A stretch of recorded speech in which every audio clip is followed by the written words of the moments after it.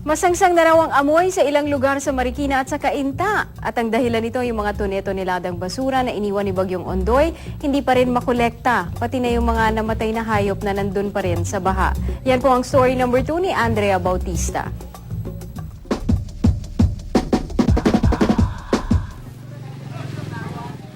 Hindi na problema ang tubig ngayon sa Cainta, kundi basura. Halos lahat ng kagamitan ng mga tao sinira ng baha. Maraming nasira. Bago mapalitan yan, matagal. Wala kaming perang pambibili.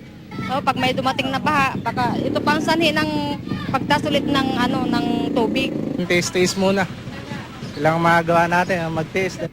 Ang dating dekorasyon at gamit na pangbahay tulad nitong cabinet at kutsyon, ngayon basura na dahil sa baha. Kaya tiyak na matatagalan pa ang paglilinis dito sa lugar na ito. Sabi ng munisipyo ng Cainta, aabuti ng 5 hanggang 7 araw ng double time na paglilinis bago maibalik sa normal ang sitwasyon. Tumiri kasi ang 3 dump truck ng gamiting rescue vehicle sa baha. For now, we have to prioritize which kinds of garbage we have to first collect, no? Yung mga refuse na nagkakos ng possible health hazards sa mga tao, yun muna ang inuuna naming bigyan ng pansin. Wala na ring baha sa Provident, pero di hamak na mas makapal ang putik dito kaysa sa Cainta.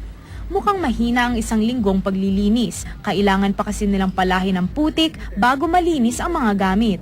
Basura ang isa sa mga sinisisi kaya binaha ang Metro Manila noong dumating ang Bagyong Ondoy. Ang basurang dapat sana ibawasan, tumami pa lalo ngayon. Andrea Bautista, The Evening News.